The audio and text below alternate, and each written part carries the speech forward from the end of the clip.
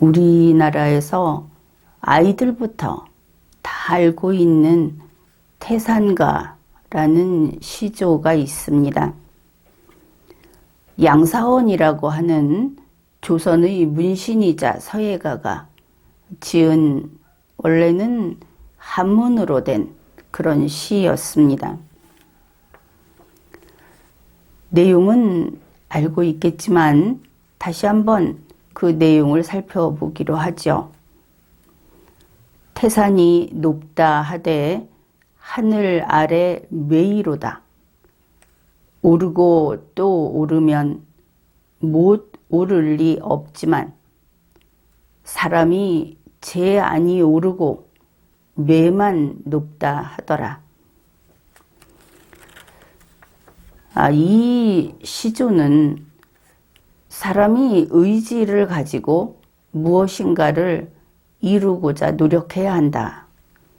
그런 의미로 이 시조를 많이 소개를 합니다. 이번에는 역시 문장을 보는 글을 대하는 태도와 관련해서 이 이야기를 하고자 합니다. 누구나 이 시조를 이야기하면 태산이 높다 하되 그러면 나 그거 알고 있다. 사람이 무엇이든 꾸준히 노력을 해서 인내하면 그러면 반드시 그 꿈을 이룰 수 있다. 이런 이야기를 하죠.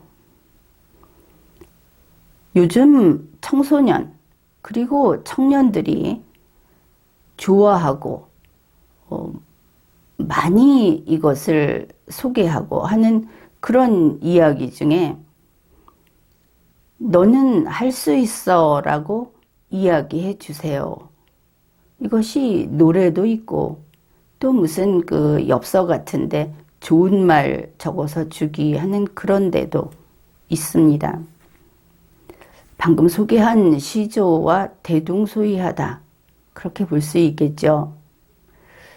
그런데 그 청년들 사이에 유행하는 그것을 보면서 어째서 너는 할 수 있어 라는 이야기를 해달라고 하는가? 본인이 정하면 될 텐데. 그리고 너는 할 수 있다고 이야기해 줄 수 없다. 그런 생각을 했습니다. 사람은 할 수 있는 것이 있고 할 수 없는 것이 있기 때문입니다.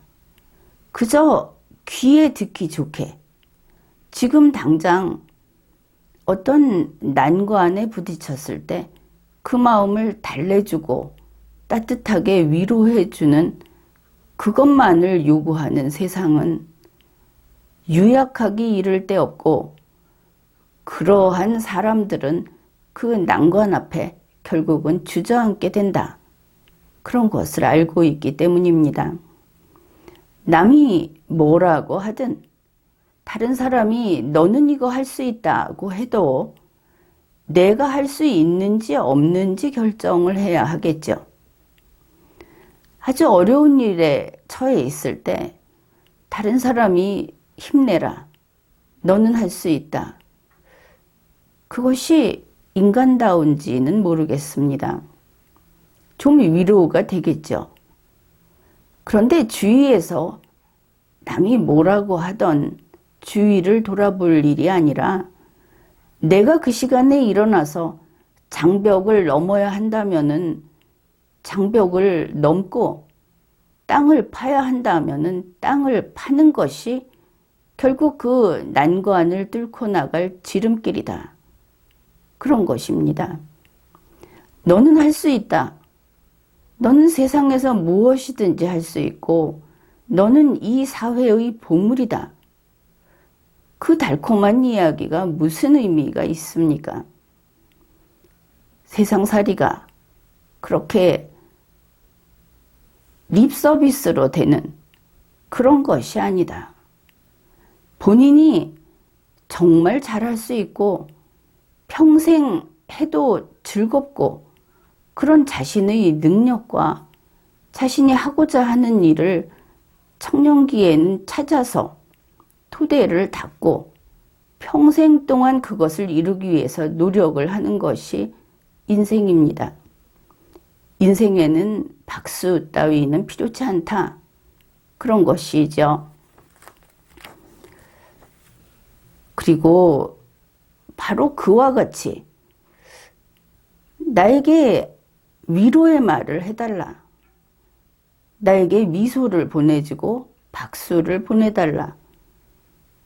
세상에서 왜 당신을 쳐다보고 있다고 기대를 하느냐. 이렇게 냉정하게 이야기해주는 어른이 없는 그런 요즘이다. 그 이야기도 하겠습니다.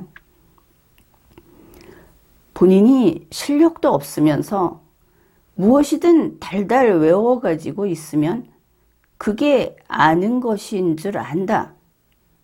이것은 애 어른 할 것 없이 동일하죠. 이 태산가라는 시조를 소개를 했는데 학교에서 배웠겠죠. 나 그거 안다. 이렇게 이야기를 합니다. 과연 알고 있을까? 나는 여러분에게 1 더하기 1이 얼마냐 하는 백년산수도 요즘 같이 학습을 하고 논의를 하고 있습니다. 태산가를 나는 알고 있다. 그 시조를 외우고 있고 그 시조의 의미, 시사하는 바도 알고 있다. 내가 그거 국어시험 봐서 다 맞췄다. 그렇게 생각하는 사람은 1 더하기 1이 얼마냐 하는 학습에 결코 참가하지 않겠죠. 안다고 생각을 하니까. 그러나 나는 그들에게 이야기하겠습니다. 너는 아는 것이 아무것도 없다. 너 자신을 제대로 알아라. 그렇게 이야기를 하겠습니다. 어떤 어른은 그러겠죠. 그래, 그 태산 별거 아니야. 해봤자 높이가 1535m. 그까짓 거 아무것도 아니지. 이게 과학입니까? 그렇게 생각을 하십니까? 또 어디에서는 이렇게 이야기를 합니다. 우리나라에는 이 중국 영향을 많이 받아서 태산이라고 하는 것이 우리의 속담에 곳곳에 들어가 있다. 아는 체 하면서 그렇게 소개를 해놓은 글들, 또 그것이 언론사의 그 글에도 실려 있기도 하고 그렇습니다. 그러면서 예를 드는 것이 티끌모아 태산이다. 갈수록 태산이다. 오늘날 한국인도 결국은 중국의 영향을 받아서 이렇게 쓰고 있다. 그런 말을 하는데 이 태자는 클 태자, 중국에 있는 고유명사 태산이 아니고 그저 아주 큰 것, 아주 많은 것을 가리키기도 합니다. 말이라고 하는 것은 항상 문화와 함께 살아가는 것이고 단순히 우리가 쓰는 태산이라는 그 이름이 중국에 있는 어느 산의 고유명사다 하는 것으로 이렇게 갖다 붙이는 것은 타당하다고 볼 수 없죠. 물론 고려시대라면은 모르겠습니다. 그러나 지금이 언제입니까? 이 땅에 많은 국민들은 한자도 제대로 모릅니다. 이 태산이라고 하는 한자를 보면 어쩌면 주산이라고 읽을 겁니다. 상당히 비슷하게 보이니까. 아예 읽지도 못할 수도 있죠. 산자 하나만 읽을 수 있을지도 모릅니다. 그런데 무슨 중국 영향입니까? 그래서 어디에서 자료를 찾아서 그 자료를 바탕으로 내용을 정리하면서 내가 알고 있다, 내가 설명한다, 그렇게 말하면 실은 안 되는 것이죠. 그러면 참 말을 하거나 글을 쓴다는 것이 어렵구나, 그렇게 생각할 수 있겠죠. 태산이 높다 하되 하늘 아래 매이로다. 태산이 아주 높은 산, 이것은 중국의 태산이라고 할 수도 있을 겁니다. 그렇겠죠. 그런데 그 큰 산이 하늘 아래에 있는 산에 불과하지 않느냐.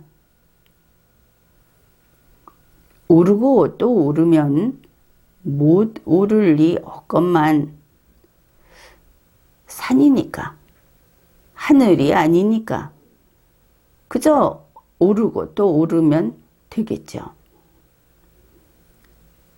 사람이 저 스스로 오르지 않고 매만 높다 하더라. 저 산이 높아서 내가 오르지 못한다. 요즘 같으면 저 산을 내가 오르기 쉽게 깎아내리거나 케이블카를 설치하거나 그러라 하고 요구를 하죠. 높은 산은 내버려 두면 됩니다. 내가 오를 능력이 없다면 능력이 없어서 못 오른다 하고 인정을 하는 것도 역시 현명함이라고 할 수 있는 것이죠.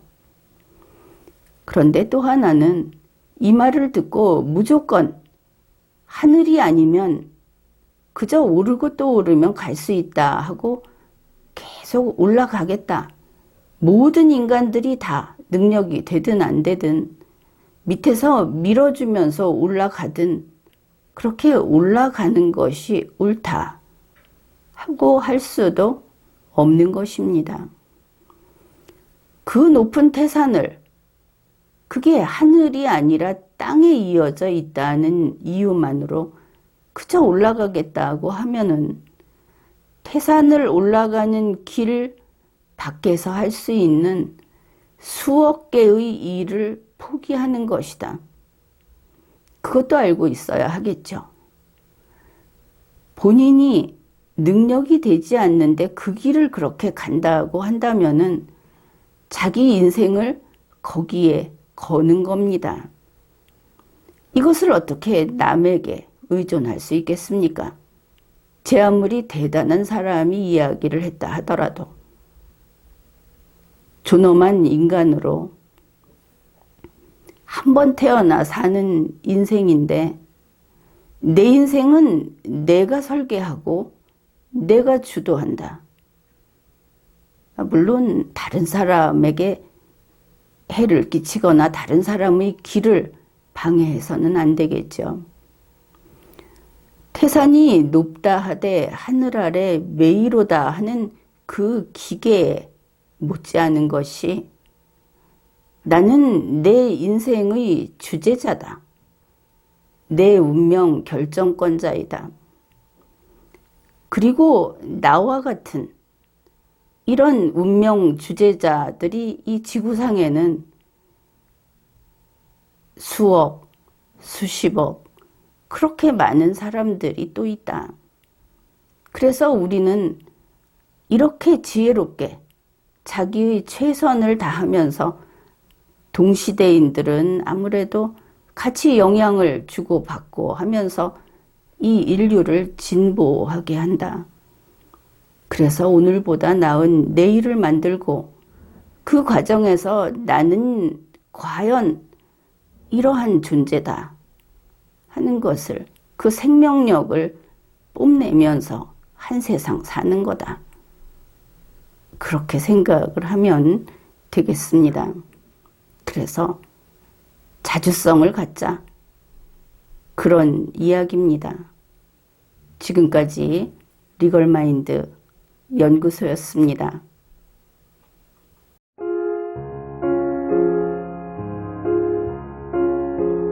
Guten Abend, gute Nacht, mit Rose Rosen bedeckt, mit Näglein besteckt, Schmuf unter die Deck. Morgen früh, wenn Gott will, wirst du wieder geweckt. Morgen früh, wenn Gott will, wirst du wieder geweckt.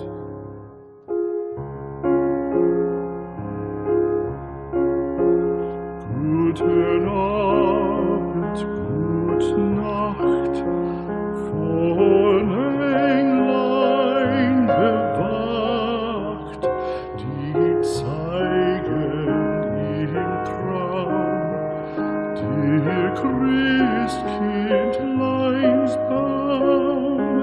Schlaf nun selig und süß, schau im Traums Paradies. Schlaf nun selig und süß.